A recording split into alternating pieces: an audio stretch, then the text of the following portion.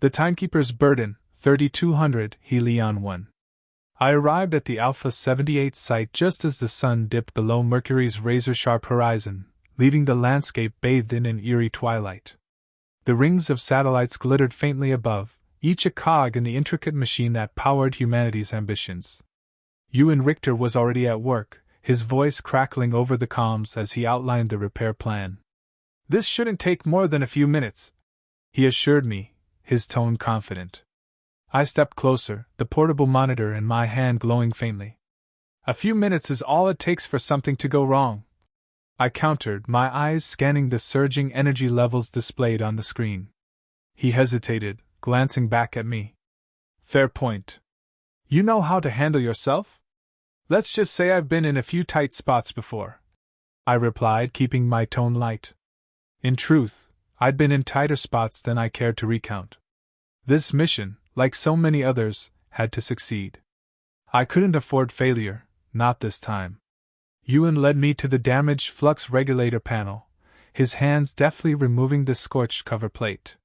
The hum of solar energy coursing through the system was almost tangible, and I could see the faint shimmer of the unstable flux loop through a nearby vent.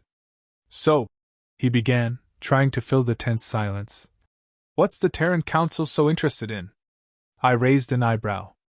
"What do you mean? They wouldn't send someone like you all the way out here unless they had a reason." "So, what is it?" he pressed, crouching down to access the regulator. "They just want to make sure you guys are all right and taken care of," I said, my voice even. "It's the right thing to do." He smirked, shaking his head. "There's got to be more to it," he muttered as he worked. The warning came suddenly, a spike in the energy readings that made my blood run cold. "Ewan, move!" I barked, lunging forward just as a blinding flash erupted from the flux loop. The explosion tore through the corridor, a searing wave of energy ripping apart everything in its path. I barely managed to drag Ewan back before the blast threw us both against the walls. The heat was unbearable, the metallic tang of scorched air filling my lungs. Pain shot through my arm as I hit the ground, a sharp, burning pain that made me grit my teeth. The sleeve of my jacket was torn, revealing a deep gash that oozed blood. Around us, the corridor was in chaos. Sparks rained down like deadly fireworks, and the walls groaned under the strain. "Are you all right?" Ewan's voice cut through the haze as he scrambled to his feet. "It's nothing," I lied, forcing myself upright. The wound throbbed with every movement, but I couldn't let it slow me down. "We need to move." Ewan grabbed my good arm, helping me into a maintenance tube just as another section of the ceiling collapsed, sealing us in. The air was stifling, the heat oppressive. Ewan's comm crackled faintly as he called for help. "This is Richter. We're trapped in the maintenance shaft, need immediate assistance." "The corridor's collapsed," he shouted. A garbled reply came through, barely audible. "Team, en route, hold tight." I leaned against the wall, my breath shallow. The pain in my arm was relentless, but I managed a weak smile. "See?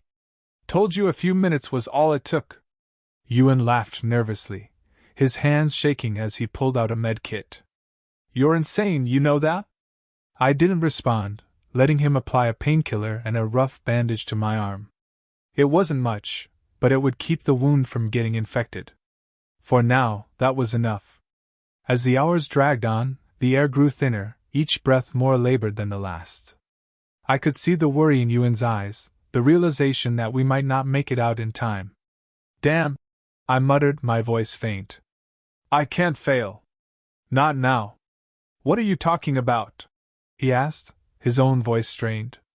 I met his gaze, my vision swimming. "You need to survive," I said, each word an effort. "Your son is going to need you." Ewan froze. "I don't have kids." "Not yet," I murmured, the fog in my mind clearing just enough for me to realize what I'd said. "Okay, I shouldn't have said that." I took a shaky breath, the pain and the lack of oxygen making it hard to think. "You cannot tell anyone what I'm about to tell you." Ewan hesitated but nodded. "I promise. I'm from the future, 3925 to be exact," I said, my voice low but firm. I woke up 15,000 years in the past, and my aging stopped. Since then, someone or something has sent me messages about moments in history that need protecting. That's why I'm here. He stared at me, a mix of disbelief and concern on his face. You're suffering hypoxia, he said. You need air. No, listen. I reached into my jacket and pulled out the message device, its screen glowing faintly. I handed it to him, watching as his eyes widened in confusion. What is this? He asked, reading the cryptic instructions.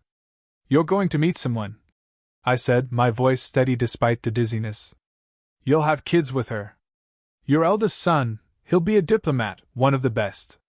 He'll broker humanity's first treaty with an extraterrestrial species. He'll change the course of history.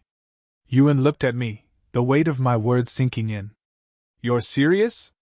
Deadly serious, I said. This isn't about me. It's about you, your family, your legacy. You need to survive, Ewan. For humanity. For the next several hours, as we waited for rescue, I shared pieces of my journey with Ewan. I told him about the people I'd met, the places I'd seen, and the moments in history I had witnessed and protected. Each story seemed to captivate him more, his eyes lighting up despite the exhaustion and our precarious situation. When the rescue team finally reached us, they pulled us out of the maintenance tube, cutting through the fuse debris. I was immediately ushered to sick bay to treat my burns. The painkillers dulled the ache, but my thoughts remained sharp. My mission was complete. A few days later, Ewan stopped by my room in the medical ward, his familiar smile easing the sterile atmosphere. In his hand was my pad, the device he had kept safe through it all. I kept this safe for you, he said, placing it on the table beside me. Thanks, I replied, nodding in gratitude. How long do you have to stay? He asked. I shrugged. About a day or two. Then on to the next job? He said, his smile turning wistful. I nodded again. Something like that. Well, he said, his tone warm. I don't think I'm ever going to forget you. I'll drop you a line sometime, okay? I'd love that, I said, a genuine smile breaking through my weariness. Years later, sitting quietly at a park near my apartment on Earth, I watched a video message Ewan had sent me. In the frame, he stood with his family, his arm draped around his wife as his children played in the background. A little boy with bright eyes ran into the shot, giggling and calling for his father. Ewan looked down, scooping the child up into his arms and grinning at the camera. I couldn't help but smile as I watched. My mind flashed forward to the boy's future, his achievements, his legacy. I could almost hear the words he would one day say when accepting the highest honor for peace. My father always seemed to know I was meant to be a negotiator. He taught me that doing the right thing, even in the face of danger, is what makes us human. This one is for you, Dad. Leaning back in my chair, I let the memory settle. For now, the future was safe.